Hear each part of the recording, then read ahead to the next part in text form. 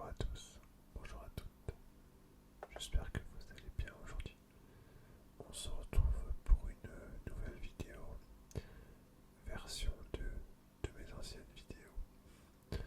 Alors, évidemment, une question qui peut se poser, c'est jusqu'où je vais aller dans cette petite playlist de mes anciennes vidéos, après avoir regardé un petit peu les vidéos que j'avais tournées dans le début de ma chaîne. Je me suis dit que je ne ferais en version 2 que les vidéos que j'avais sorties en 2020 et ensuite j'arrêterai cette playlist pour la simple et bonne raison qu'ensuite en 2021 j'avais juste fait une vidéo tag et les vidéos du calendrier de l'après, etc. Donc ce ne sont pas des vidéos que je vais retourner puisque il n'y aurait pas vraiment d'intérêt réel de faire cela, puisque la nouvelle playlist que j'ai commencé, One Trigger Only, qui vous plaît bien d'ailleurs, bah en fait c'est un peu le même principe que j'avais fait lors des vidéos calendrier. Donc on va pas garder, on va pas refaire les vidéos calendrier, en tout cas pas de cette façon-là. Aujourd'hui, la 6e vidéo était une vidéo ASMR, lecture chuchotée. Alors j'avais repris le livre de chocolat, j'avais lu des recettes de cuisine. La seule chose c'est que j'ai déjà refait une vidéo avec massage crânien plus lecture et j'avais repris ce livre déjà récemment. Du coup j'ai repris le deuxième livre que j'avais commencé à lire en live sur Twitch.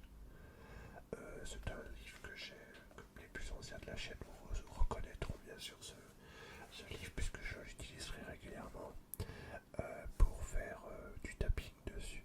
D'ailleurs, petit spoiler alerte, c'est la prochaine vidéo One Trigger, tapping sur livre. Voilà. Mais uniquement ceux qui ont vu cette vidéo le sont. Vous me direz d'ailleurs dans les commentaires si vous avez vu ce passage. Alors du coup, on va pas perdre de temps. Sans transition, sans coupure, nous allons commencer à lire le premier chapitre de l'île au trésor. Voilà, l'île au trésor. Donc du coup je vais garder cette petite livre, cette petite truc comme ça. Ouais. C'est un vieux livre, hein. Il a un petit peu vécu. Des petites traces de... Ouais, de colle, peut-être. J'étais pas très soigneux quand j'étais petit. En tout cas, j'avais quel âge quand j'avais ce livre-là? Je devais avoir 10 ans à peu près. J'avais vu une cassette audio avec, pour vous dire à quel point. L'île au trésor, premier chapitre. Bon, il y a plus de 30 chapitres, alors ça m'étonnerait qu'on fasse toute la lecture du livre en intégralité. Sauf si vous forcez la main, mais uniquement en commentaire. L'île au trésor, première partie. Le vieux boucanier. Chapitre 1. Le vieux loup de mer à l'amiral Benbow. Installez-vous confortablement. Je vais même d'ailleurs, pour remettre un petit peu plus de fond à cette vidéo, couper la lampe pour faire un peu plus d'ombre. Et je vais même ajouter un petit peu de feu pour que vous puissiez profiter pleinement de ces moments.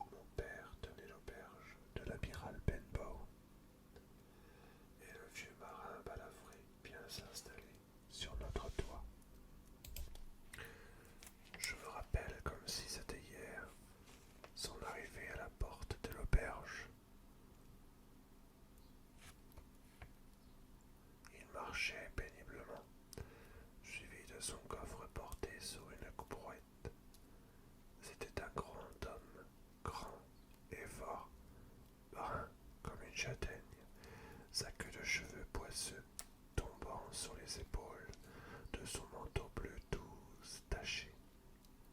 Ses mains, aux ongles noirs, étaient cailleuses et couvertes de cicatrices. Un coup de sabre reçu autrefois avait laissé sur sa joue une balafre dont la blancheur livide contrastait avec la couleur de son teint. Je me le rappelle, son regard faisant le tour de la baie, tandis qu'il sifflotait d'abord à mi-voix, selon son habitude, puis il entonnait la vieille chanson de matelot qu'il chanta si souvent dans la suite. Nous étions 15 matelots sur le coffre du mort, yo ho ho, et une bouteille de rhum. Sa voix aiguë et chevrotante était certainement cassée au service de la part du cabestre. Il frappa ensuite la porte avec un bout de bâton semblable au levier dont se servent les marins pour manœuvrer les pièces d'artillerie. Et lorsque mon père apparut, il lui demanda d'un ton brusque un verre de rhum. Ce dernier lui ayant été apporté, il le but lentement. En connaisseur, il avouant l'arôme et regardant tour à tour les rochers et notre enseigne. La crique est sablonneuse, dit-il enfin, et le cabaret joliment situé. Voyez-vous beaucoup de monde ici? Mon père lui répondit que non. Très peu de gens s'étaient pitié. Bon, reprit-il, voici le mouillage qu'il me faut. Arrive, cria-t-il à l'homme qui poussait la brouette. Accoste et aide à aller mon coffre. Je veux rester ici quelque temps, continua-t-il. Je ne suis pas difficile. Du rhum, du lard, des œufs, c'est tout ce qu'il me faut, avec ce promontoire là-bas pour examiner les bateaux qui passent. Comment devez-vous l'appeler? Appelez-moi capitaine. Ah, je vois ce que vous voulez. Tenez. Et il jeta 3 ou 4 pièces d'or sur le seuil. Vous m'avertirez quand vous en verrez la fin, dit-il avec la fierté d'un capitaine de frégate. Et en effet, si râpés que fussent ses vêtements et sa manière de parler grossière, il n'avait pas l'air d'un simple matelot, mais bien d'un capitaine habitué à être obéi sous peine de punition. L'homme qui avait amené la brouette nous raconta que le Malposte avait déposé ce voyageur, le matin même, à la porte du Royal George, où il s'était informé des auberges le long de la côte, et qu'ayant eu de bons renseignements sur la nôtre, je suppose, et ayant su qu'elle était isolée, il avait choisi de préférence pour y séjourner, et c'est tout ce que nous pûmes apprendre sur lui. C'était un homme très silencieux d'habitude. Toute la journée, il flânait autour de la crique, ou grimpait sur les rochers, armé d'une longue vue de cuivre. Toute la soirée, il restait assis dans un coin de la salle, près du feu, et buvait ferme beaucoup de rhum dans un peu d'eau. Parfois, il ne répondait pas si on lui adressait la parole, mais levait tout à coup les yeux vers un air farouche et faisait avec son nez un bruit de sirène d'alarme, comme nous les gens qui venaient chez nous apprirent bientôt à le laisser tranquille. Chaque jour, quand il revenait de sa promenade, il demandait si les matelots étaient passés sur le chemin. Au commencement, nous pensions que cette question était motivée par son désir de voir des gens de son espèce, mais nous vîmes bientôt qu'il tenait au contraire à les éviter. Quand par-ci, par-là, quelques marins se rendaient à Bristol en suivant la côte, s'arrêtait l'amiral Benbow.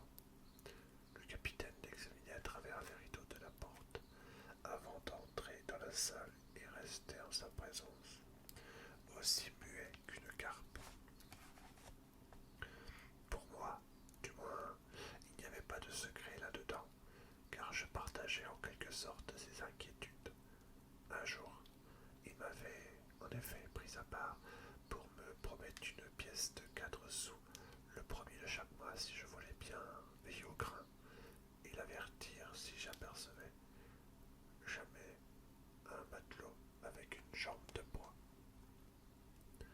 Plus d'une fois par la suite, quand le premier du mois revenait et que je réclamais mon salaire, il se mettait à faire la sirène avec son nez et me forçait à baisser les yeux.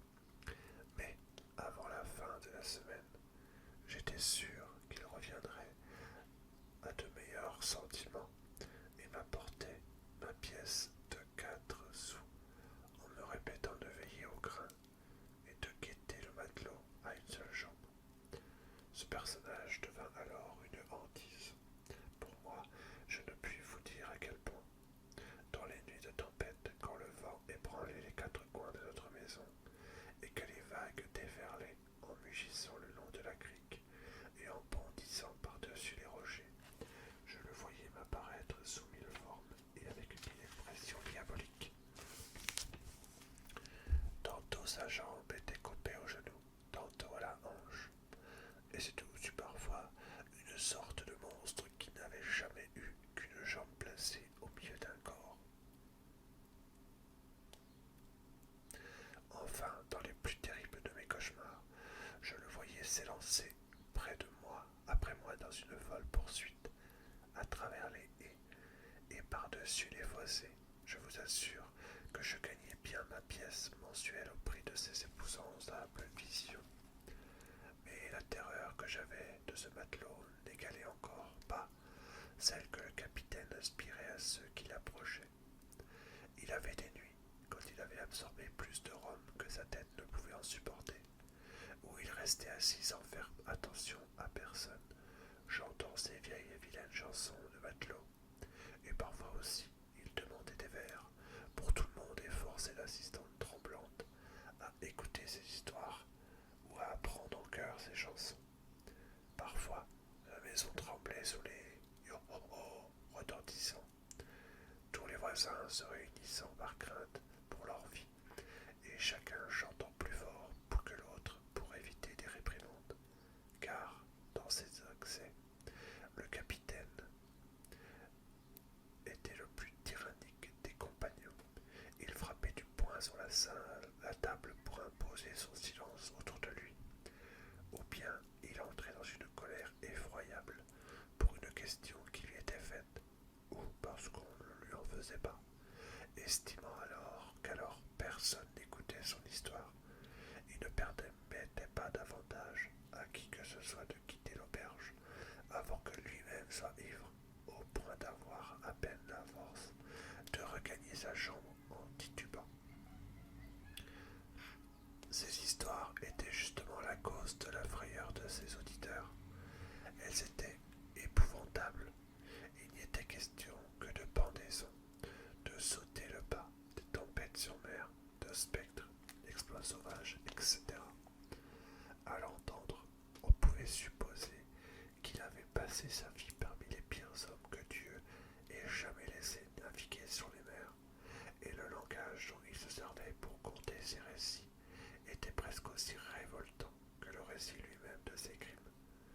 Mon père disait toujours qu'il serait la cause de notre ruine, parce que les gens cesseraient bientôt de venir se faire tyranniser, réprimander et envoyer au lit tremblant. Mais je crois qu'en réalité sa présence nous fit du bien. Les gens avaient peur sans doute, mais au fond, ils aimaient cela. C'était un peu d'animation dans leur paisible vie capable, et il y avait même un groupe de jeunes gens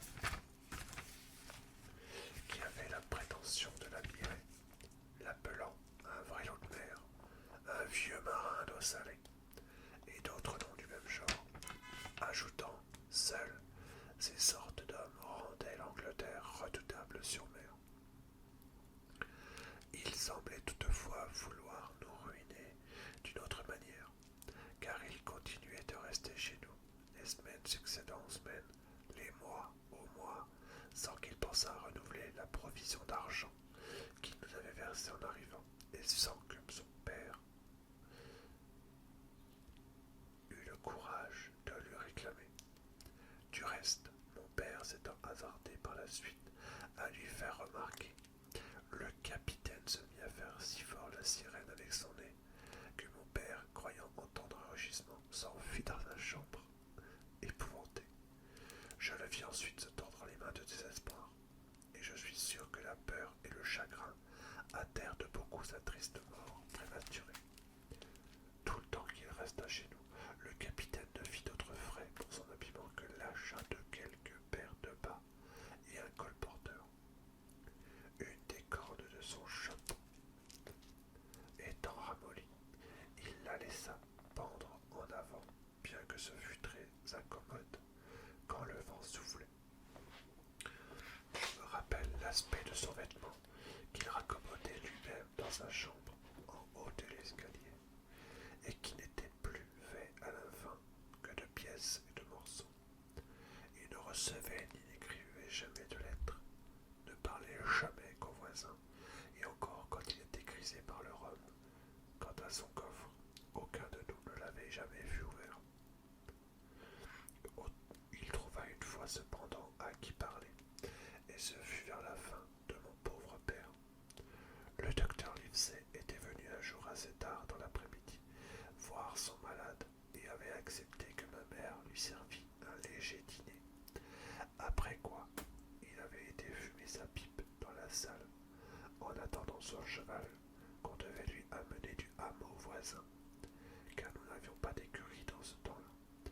Je l'avais suivi et me rappelle à quel point j'avais été frappé du contraste qui existait entre notre docteur si propre, si bien tenu, la poudre de ses cheveux blanches, comme la neige, ses yeux noirs pétillants et ses manières avables, et les paysans ignares et surtout notre épouvantail de pirate sale grossier, les cheveux chiasseux, assis, déjà plein de rhum, les bras ballants sur la table.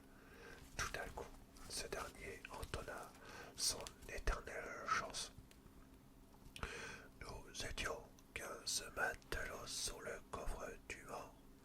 Yo, oh, oh, une bouteille de rhum. La poisson et le diable sont chargés des autres. Yo, oh, oh, et une bouteille de rhum. Tout d'abord, j'avais pensé que ce coffre était identique à la grosse boîte en haut de l'escalier, devant la chambre du capitaine, et je l'avais plus d'une fois réuni dans mes cauchemars avec le matelot à une seule chambre. Mais à ce moment, il y avait longtemps que nous ne faisions plus attention à la chanson. Elle n'était donc nouvelle que pour le docteur Livesey, et je remarquai qu'elle lui faisait plutôt une mauvaise impression, car il s'arrêta, furieux, un instant avant de continuer à parler au vieux jardinier Taylor d'un nouveau traitement pour les rhumatismes. Pendant ce temps, le capitaine, s'excitant peu à peu au son de sa propre musique, s'était mis à frapper sur la table d'une manière que nous connaissions tous pour vouloir imposer silence. Les voix s'étaient arrêtées comme par enchantement, sauf celle du docteur. Il continuait à parler tout haut avec son affabilité ordinaire, tirant une bouffée rapide de sa pipe dans les deux mots. Le capitaine, l'ayant fixé un instant, frappa de nouveau du poing et, le fixant encore, s'écria enfin: Silence là-bas, à l'entrepont. Est-ce à moi que vous parlez, monsieur? Demanda le docteur. Et, le coquin ayant répondu affirmativement avec un autre juron: Je n'ai qu'une chose à vous dire, moi, monsieur, reprit le docteur. C'est que si vous continuez à boire du rhum, le monde sera bientôt débarrassé d'un sale vaurien. Le marin se mit dans une colère épouvantable. Il bondit de sa chaise, tirant son couteau à cran. Il l'ouvrit et menaça le docteur de le clouer à la muraille. Celui-ci, sans émouvoir le moins du monde, lui répondit, sans même daigner le regarder en face et du même ton qu'auparavant, ou un peu plus haut, peut-être afin d'être entendu de tout le monde. Si vous ne remettez pas instantanément ce couteau dans votre poche, je vous promets sur mon honneur que vous serez condamné à être pendu aux prochaines assises. Il y eut entre eux un échange de regards belliqueux, mais le capitaine finit par mettre les pouces, rentra son arme et regagna son siège en grognant comme un chien abattu. Et maintenant, monsieur, continua